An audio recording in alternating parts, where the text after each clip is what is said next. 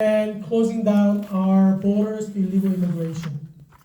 My reason for this are twofold. Number one, United States citizens like yourselves deserve better. You pay taxes, you work hard. Many of you worked your butt off this morning, and then you're here tired from your work, and you want to see your hard-earned tax dollars going to do good, not to be thrown away. When we close down the borders and invest this tax dollar that is now being used to pay for millions of illegal immigrants who go to hospital, who don't pay their bills, your tax dollar is paying for that. You know how many illegals are in public schools in Alexandria, Arlington, Falls Church, and Fairfax County?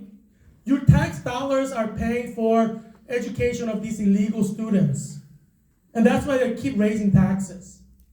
So I like to see the border closed so that your tax dollars can be spent on American citizens who need help. We have over 40 million Americans under the poverty line, and it's growing. Second reason why I want to close down the border, be very strict with illegal immigration, is we're making people homeless in South America. There are people who live in Ecuador, Colombia, who have homes and jobs. They may not make the kind of money that is made in America, but they make enough to be a middle-class citizen in their own country, voting and contributing to their own hospital system, education system. I want their countries to survive. They don't need a brain drain. They don't need people with homes and jobs leaving their country, becoming jobless and homeless, and become illegal in our country. I'm doing this not just for our citizens, but citizens of Latin America. They deserve better. We deserve better. And that's why we're going to close down the border and raise the wall. It's for you that I fight.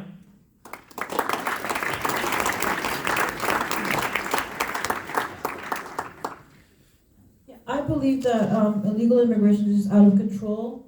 There's 18,000 crossings a day, and I, with my Spanish skills, I hope to help in that situation by going down to southern border and trying to fix communications issues at the border. I want to join Congressmen like Bob Good and Rob Whitman on their trips there and try to fix the situation there because it's really out of control. My parents came here 50 years ago, but the situation 50 years ago was very different. There's just way too much illegal immigration here. It's causing problems with crime, with drugs. We just have way too many people here, too much traffic. The schools there's not enough space in the schools. You have schools with trailers now, even just here. So we need to just stop this. It's out of control. So I agree with President Trump on this, on the wall. I think that he's right, and I have no problem saying that. There's a stereotype about Latin people being Democrats. I mean, that's just not true anymore. There's 65 million people, Latin people in the United States. That's double the population of Peru, the country where my parents were born in.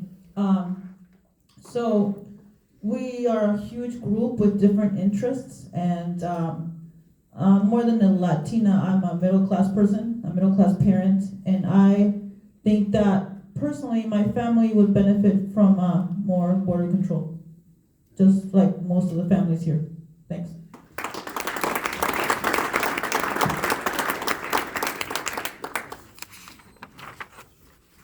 Previously, I was working on a documentary from South and Central America and wanting to raise the issues and bring to light what is actually happening at our southern borders and what is happening in those countries that I was in to interview the people and understand their travel across our borders. And in the past, I have been extremely compassionate. As a mother, I'm extremely compassionate, and I've seen the people as they cross the river. I've encountered them, I've spoken to them, I understand their stories. And my heart absolutely breaks. On a border visit just a couple weeks ago, there was a 16-year-old mother who had a 20-day-old baby in her hand, and she actually walked across 20 days. She was hoping to have the baby in the United States, but halfway through her journey, she had a baby in Central America. And so she had to walk across the river with this newborn baby. I asked her, why did you come here?